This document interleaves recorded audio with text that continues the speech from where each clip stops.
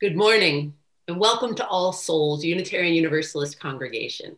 I'm Caitlin O'Brien, Associate Minister, and with me in worship today is our Director of Faith Formation, Perry Montrose, and we will enjoy musical offerings from Bil Groth, as well as Charlie Ewers, Becky Noreen, Lee Tai, Nick Avento, and Charlie Schott.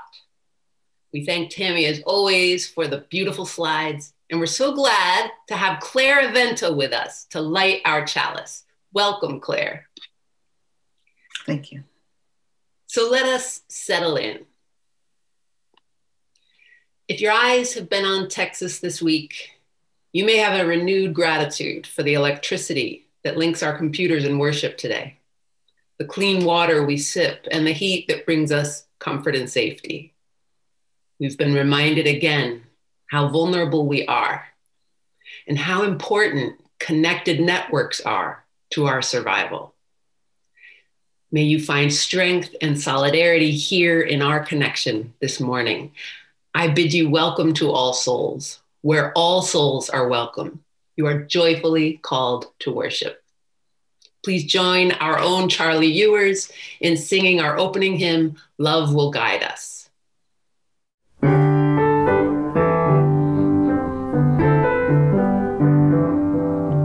Love will guide us, peace has tried us, hope inside us will lead the way on the road from greed to giving. Love will guide us through the hard night. If you cannot sing like angels, if you cannot speak before thousands, you can give from deep within you. You can change the world with your love. Love will guide us, peace has tried us, hope inside us will lead the way.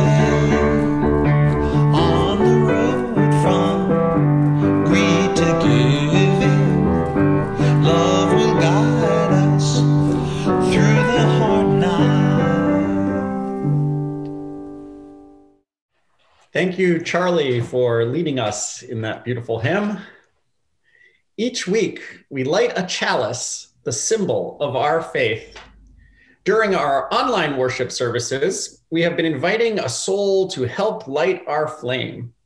Today, we welcome Claire Avento, a past board president and congregational leader, always with her presence, no matter her role. Claire has often guided the light of this congregation like an Olympic torch through so many important moments. So it is only fitting that she passes the flame virtually today after we have sung Love Will Guide Us. Thank you, Claire.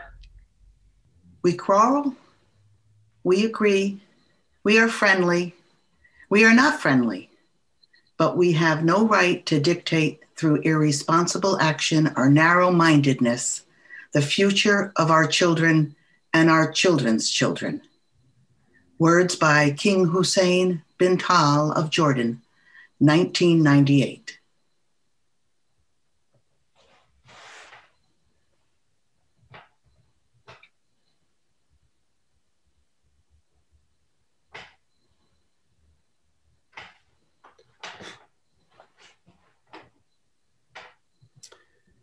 Today, we also light a candle of peace for Daniel Prude, his family, and the community of Rochester, New York.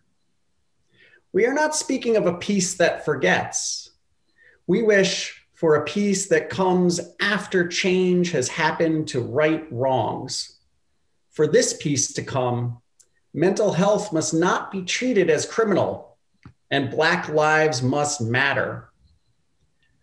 We light this candle for the day to come when our activism creates concrete reform that enables mental health crises to be met with care and Black lives to be protected from harm. may we soon experience the peace of justice and safety for all.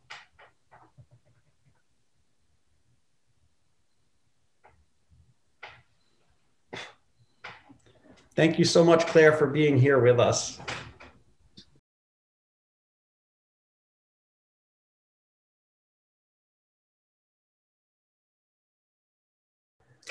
Our reading today is from Valerie Kaur, an American civil rights activist.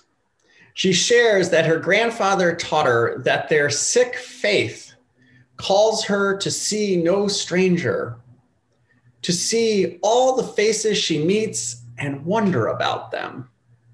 This, she said, is to walk the path of a warrior saint. Her project, called Revolutionary Love, urges us to practice love of self, love of others, and love of our opponents for the sake of lasting progress in our country. My son was born in a time when hate crimes against our communities have been the highest that they've been since 9/11.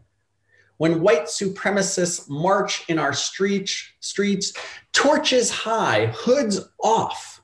And I have to reckon with the fact that my son is growing up in a country more dangerous for him than the one I was given. And there will be moments when I cannot protect him when he is seen as a terrorist. Just as Black people in America are still seen as criminal, brown people illegal, queer and trans people immoral, indigenous people savage, women and girls as property, and when they fail to see our bodies as some mother's child, it becomes easier to ban us, detain us, deport us, imprison us, sacrifice us for the illusion of security. Our opponents, the terrorist, the fanatic, the demagogue, they've been radicalized by cultures and policies that we together can change. What if this darkness is not the darkness of the tomb, but the darkness of the womb? What if our future is not dead, but still waiting to be born? What if this is our great transition? Remember the wisdom of the midwife. Breathe, she says, and then push. Because if we don't push, we will die. If we don't breathe, we will die. Revolutionary love requires us to breathe and push through the fire with a warrior's heart and a saint's eyes, so that one day you will see my son as your own and protect him when I am not there. You will tend to the wound in the ones who want to hurt him. You will teach him how to love himself because you love yourself. You will whisper in his ear as I whisper in yours. You are brave. You are brave.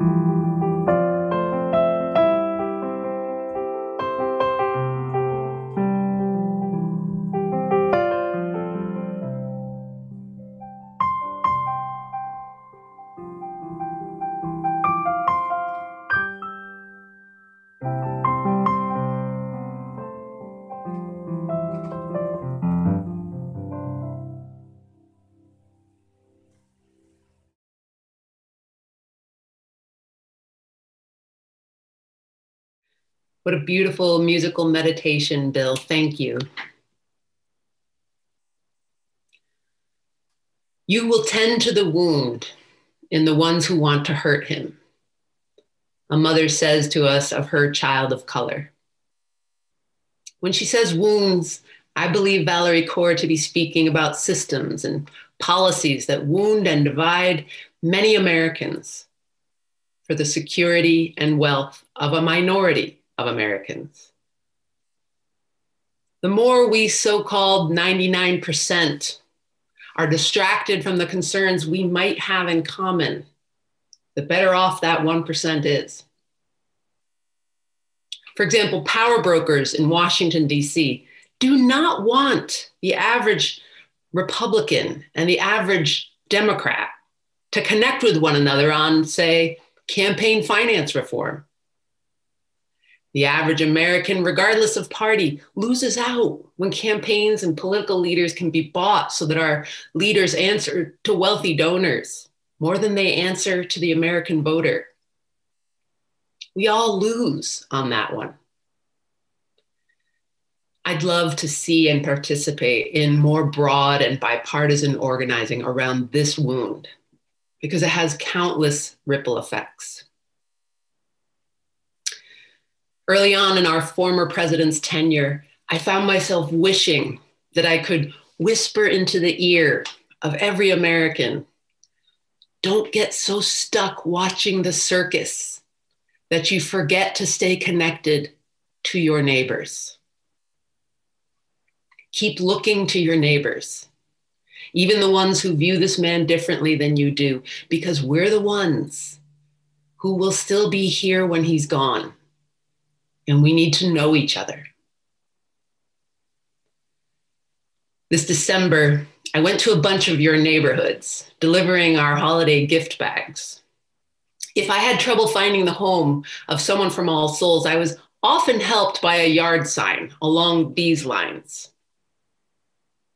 In this house, we believe that Black lives matter. Women's rights are human rights. No human is illegal. Science is real, love is love, and diversity makes us stronger. Seeing a sign like that, I'd say, there's my people. And sure enough, I would be at the house of someone from All Souls. Probably one of my favorite signs that I saw in December was the Bell Times, who gave me permission to share this image of it. And they had a Santa Claus figure holding a Black Lives Matter sign with holiday lights around it. So many of you side with important ideals on your street and in your communities. It was really cool for me to get a sense of that. So, what do the ideals on our signs teach us about how to relate to a person who may disagree with our sign or some part of it? Well, our first Unitarian Universalist principle, the only one that most UUs have memorized, honors the inherent worth and dignity of every person. Like Kid President said, treat people like people. Don't write someone off completely. I'm a card-carrying liberal, and the fact that I want to listen to and find common ground with people who aren't as liberal as I am, it doesn't mean I'm selling out. It's partly being strategic, and it's partly choosing not to completely write people off. You can call me naive, and I know some will, but I mostly believe in people, especially when they are able to slow down. Like Kid President and Valerie Kaur said, we need to breathe, slow down and bring our best self to the table and then stay at the table. See, I don't want the things we disagree on to be the reason we don't make progress on things we can agree on and then build healthy momentum. There are bad actors and bad systems that thrive when average Americans don't want to talk to one another.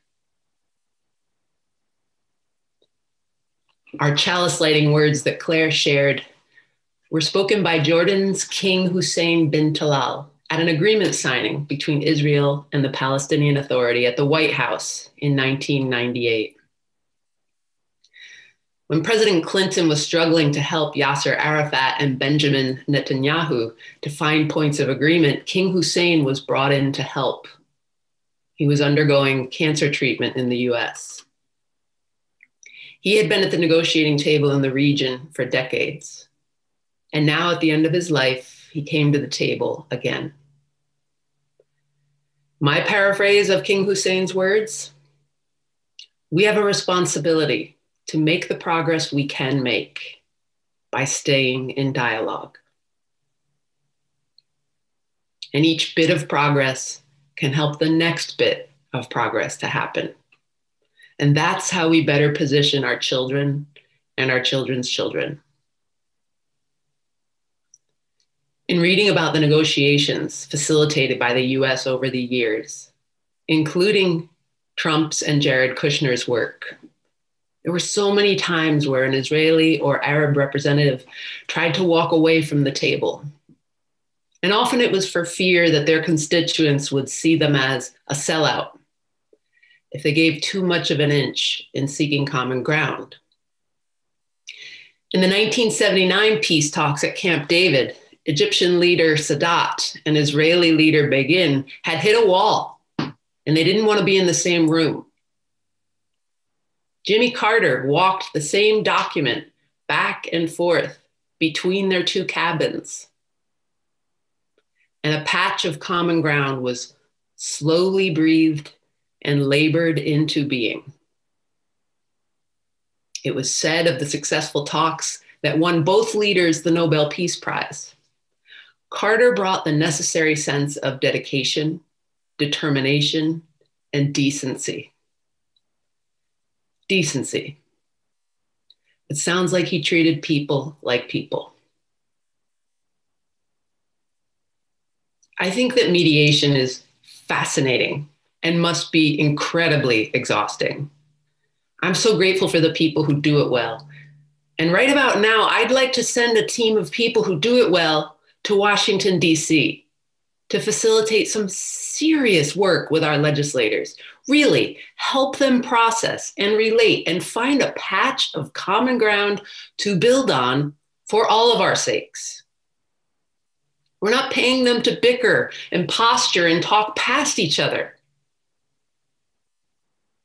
According to a recent poll, 76% of Americans, which includes 60% of American Republicans, support Biden's COVID relief package. And not a single Republican congressperson will vote for it. There's so much more common ground among average Americans than there is among our representatives.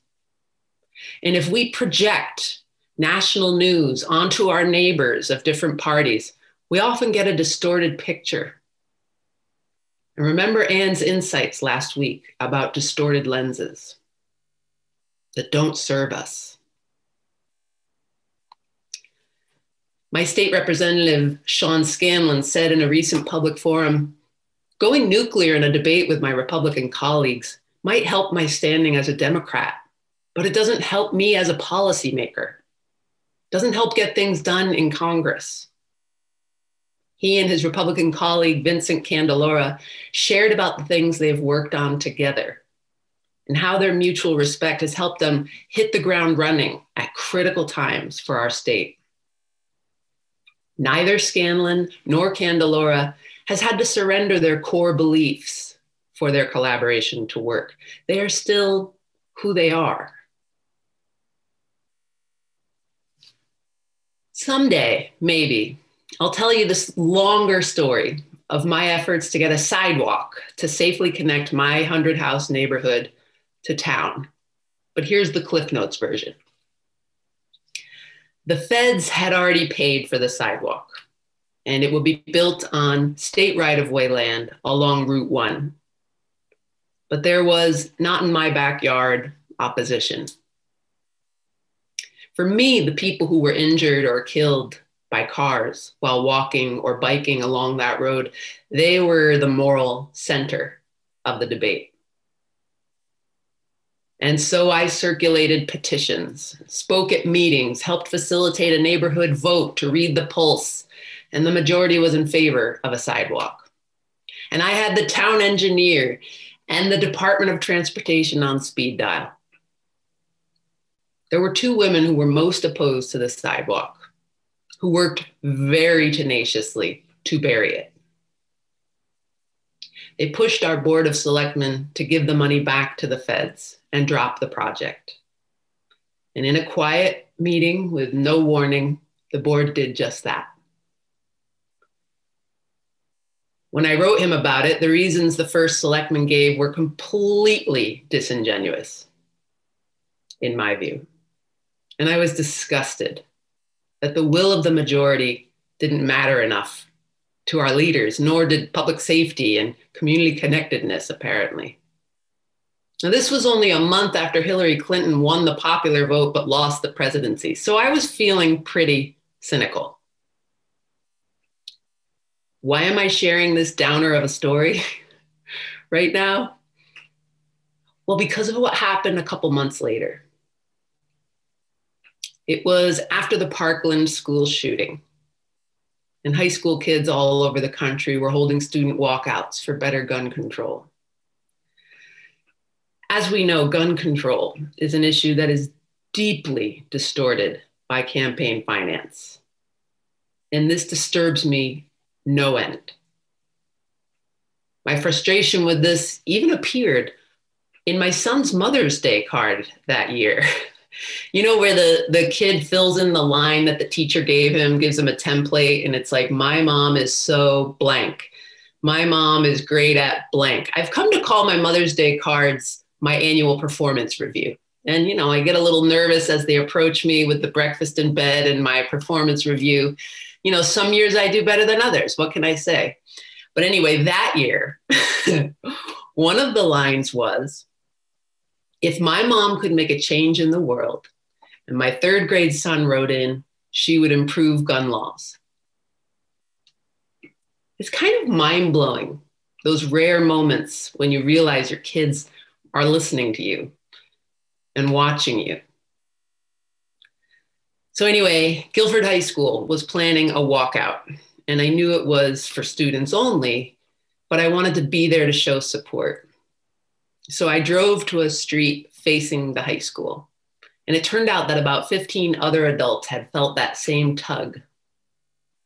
We kind of shuffled around awkwardly at first, and then we settled into a wall of human support for the students. I was checking my dates for this sermon, and I came across this photo of us in online news. That's me in the back, wearing a white hat. Watching together the sea of high schoolers walking out of the building gave me goosebumps. And at some point, I turned to my left, and I noticed that one of the two fierce opponents on the sidewalk issue that had meant so much to me was standing shoulder to shoulder with me, chanting her support for better gun control laws.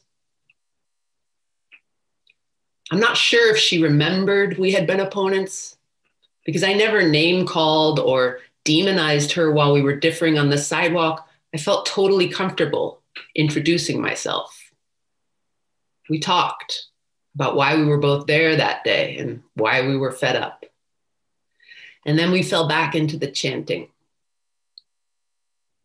I noticed from a distance that the youth weren't sure at first if our little random group was shouting against them or for them.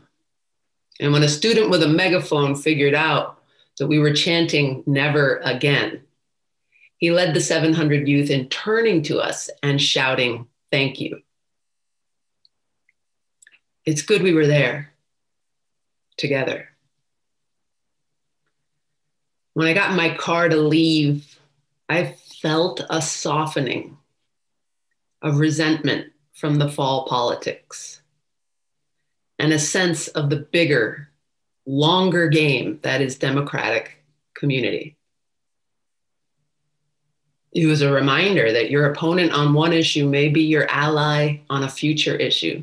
So strategically speaking, it's best to treat all people like people. And morally speaking, it's what our first UU principle demands of us. Whenever we can, let's increase the number and kinds of people at the table. And if it's brave space, as Anne so meaningfully described last week, it will be messy and humbling, and everything will take longer, but for all the right reasons. And at that very full table, may we breathe. May we listen. May we push. And may we be decent to one another as we negotiate one more step forward for all of our sakes. Amen.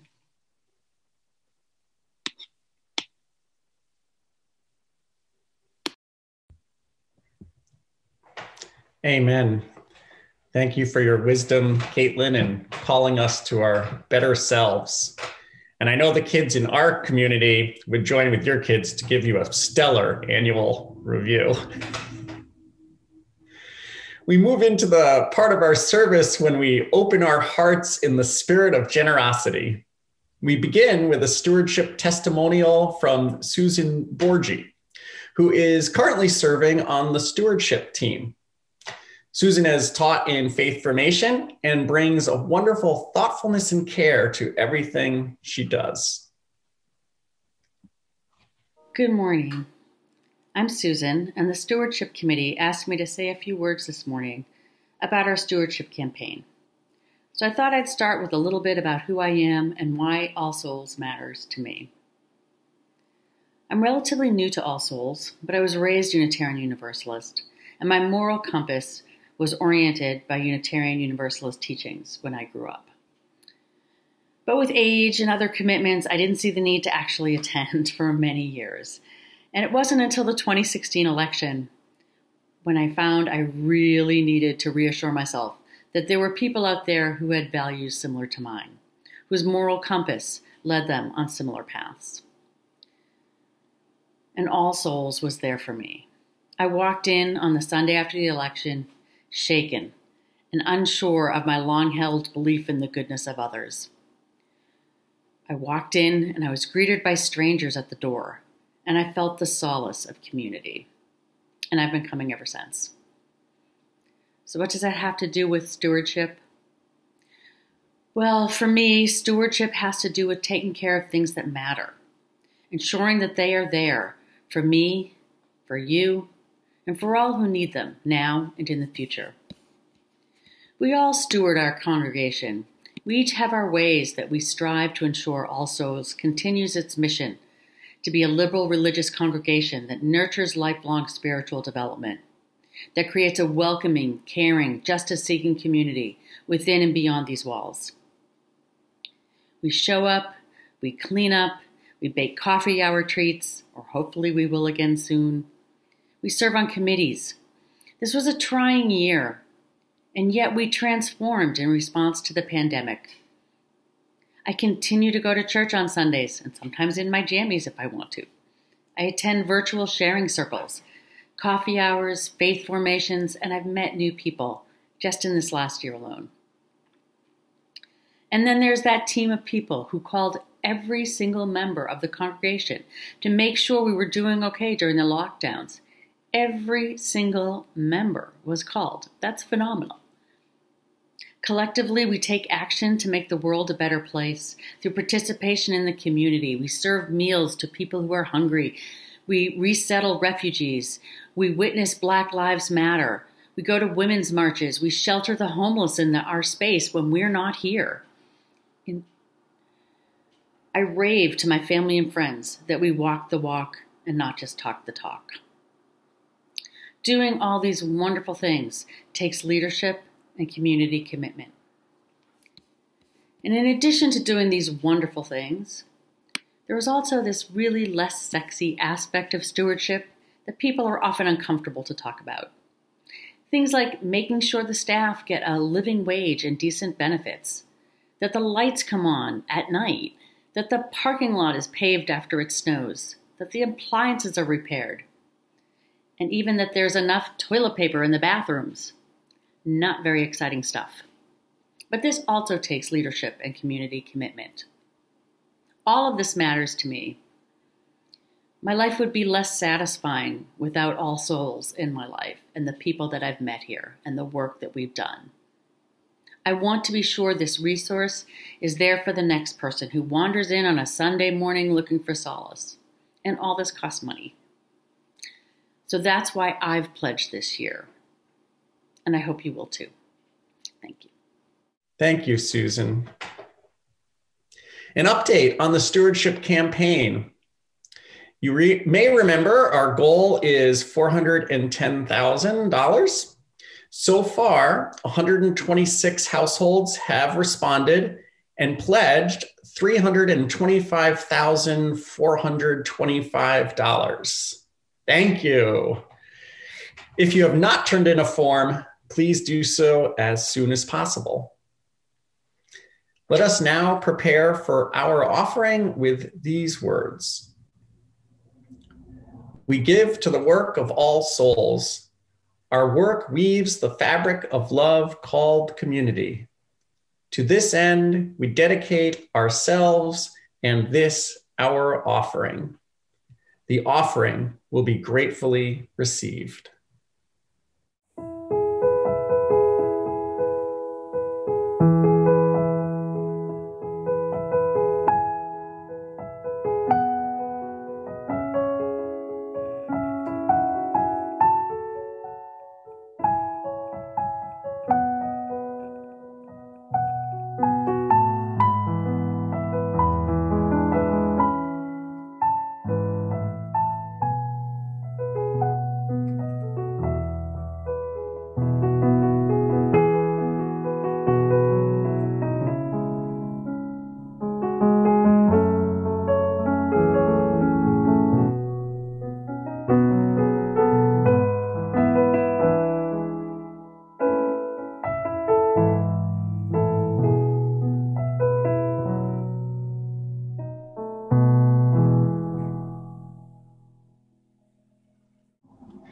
For all you have given and sacrificed, thank you.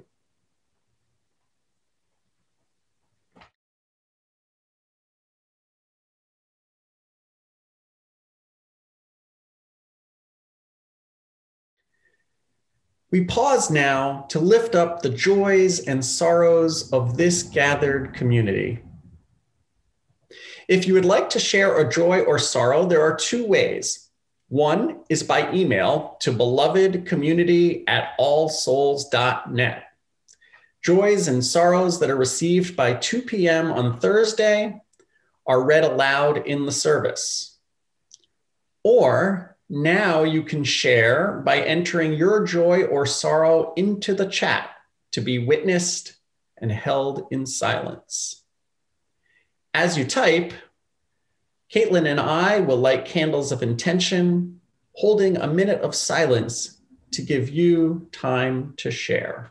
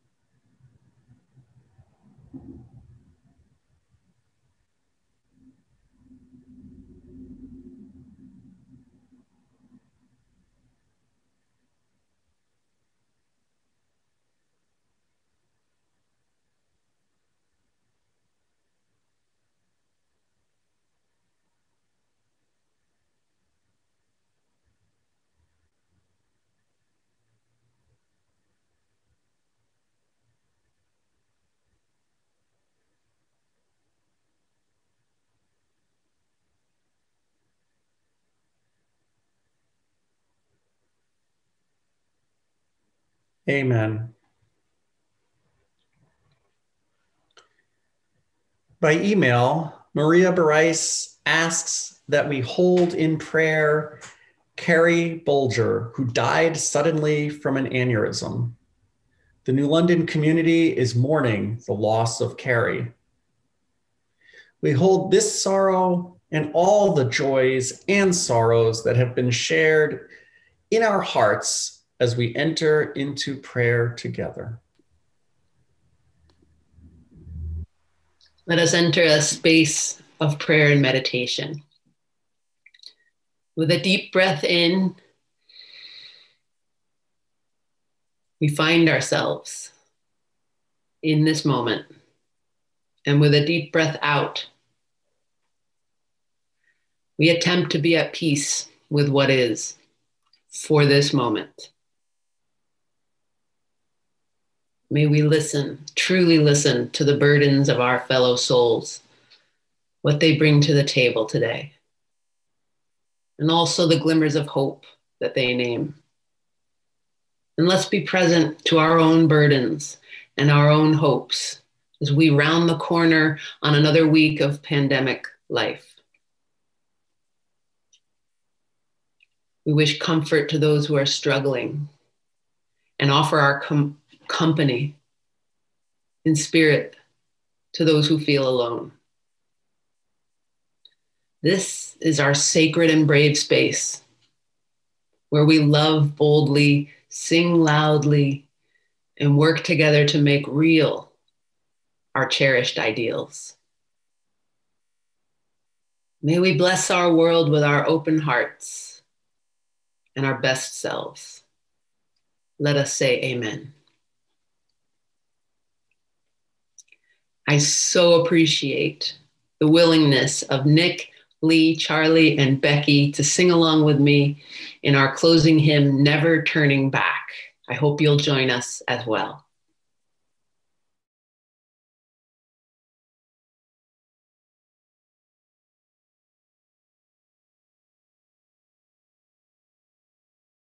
We're gonna keep on moving forward. Keep on moving forward. Keep on moving forward. Never turning back. Never turning back. Gonna keep on walking proudly. Keep on walking proudly. Keep on walking proudly. Never turning back. Never turning back. We're gonna keep on singing loudly. Keep on singing loudly. Keep on singing loudly. Never turning back. Never turning back. We're gonna keep on loving boldly. Keep on loving boldly. Keep on loving boldly. Never turning back. Never turning back. We're gonna work for change together. Work for change together. Work for change together. Never turning back. Never turning back. We're gonna keep on moving forward. Keep on moving forward. Keep on moving forward. Never turning back. Never turning back. So beautiful. We're so fortunate. It's wonderful to have that quartet and, of course, Caitlin's voice of an angel. Please join Claire in saying the chalice extinguishing words. Our service has ended, but our work is not yet done. May our spirits be renewed and our purpose resolved as we meet the challenges of the week. Our chalice flame is extinguished until once again ignited by the strength of our communion.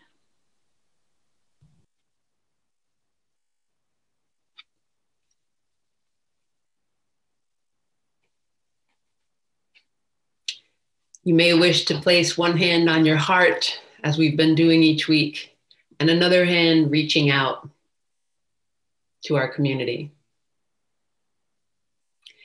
In her stewardship testimonial, Susan spoke of wanting to remember her long-held belief in the goodness of people. Me too, Susan. And with no naivete, fear not. Fear not that listening to your neighbor with a different view is somehow moving backwards. We are never turning back. May we find ways to really know more people with a curiosity and a decency that opens dialogue and keeps us moving forward. Go in peace.